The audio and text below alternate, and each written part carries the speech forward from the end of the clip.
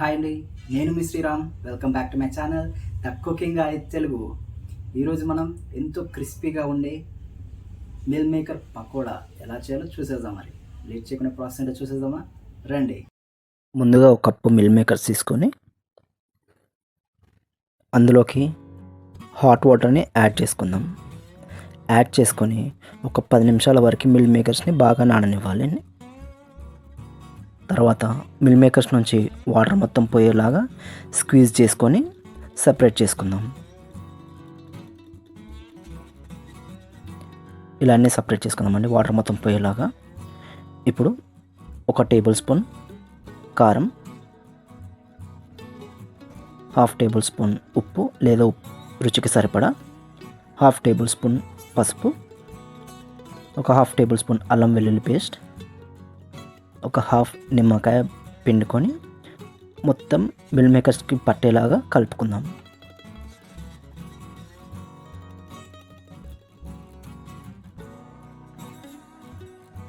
ఇప్పుడు మధ్యలో కొన్ని వాటర్ కూడా కలిపేసుకుందామండి, ఎందుకంటే ఆ మిశ్రమం మొత్తం మిల్ మేకర్స్ పట్టాలి కదా, అందుకు.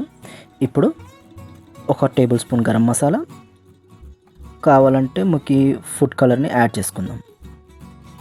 మీకు ఫుడ్ కలర్ యాడ్ చేసుకుంటే చేసుకోవచ్చు, లేకపోతే లేదండి, అది మీ ఇష్టం. ఇంకా కొన్ని వాటర్ యాడ్ చేసుకొని మొత్తం మిశ్రమాన్ని కలిపేసుకున్నామండి. ఇప్పుడు 2 టేబుల్ స్పూన్ల శనగపిండి, 1 table spoon cornflour, 1 table spoon rice flour లేదా బియ్యం పిండి వేసుకొని మిశ్రమాన్ని మొత్తం మిల్ మేకర్స్కి పట్టేలాగా కలిపేసుకోవాలి.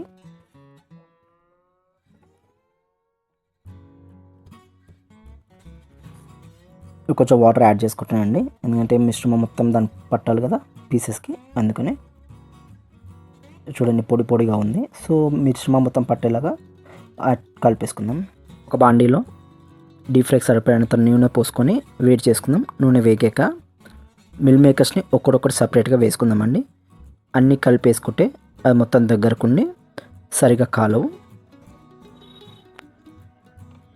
చూడండి, ఒక్కడొక్కటి సపరేట్గా వేసుకొని మంచిగా ఫ్రై చేసుకుందామండి 2 వైపులా.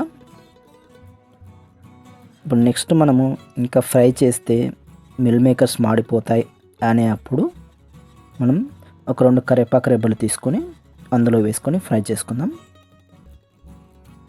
ఫ్రై చేసుకొని ఇప్పుడు వీటిని సపరేట్ బౌల్లో తీసుకుందామండి. మీరు కూడా తప్పకుండా ట్రై చేసి కామెంట్ బాక్స్లో చెప్పండి ఎవరిది ఎంత క్రిస్పీగా ఉందో చూద్దాం.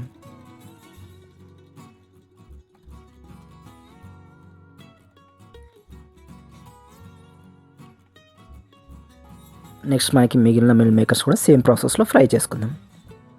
ఈ స్నాక్ వచ్చేసి మనకి పిల్లలకి ఈవినింగ్ టైంలో చాలా త్వరగా చేయొచ్చండి, మీరు తప్పకుండా ట్రై చేయండి.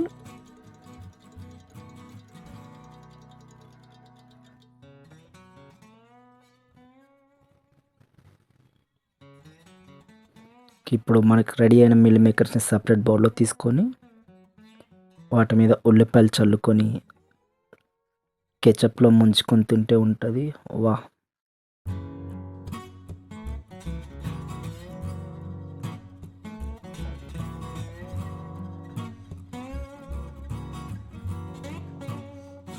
ఓకే, మన మిల్ మేకర్ పకోడీ ఎలా ఉందో టేస్ట్ చేద్దాం, రండి.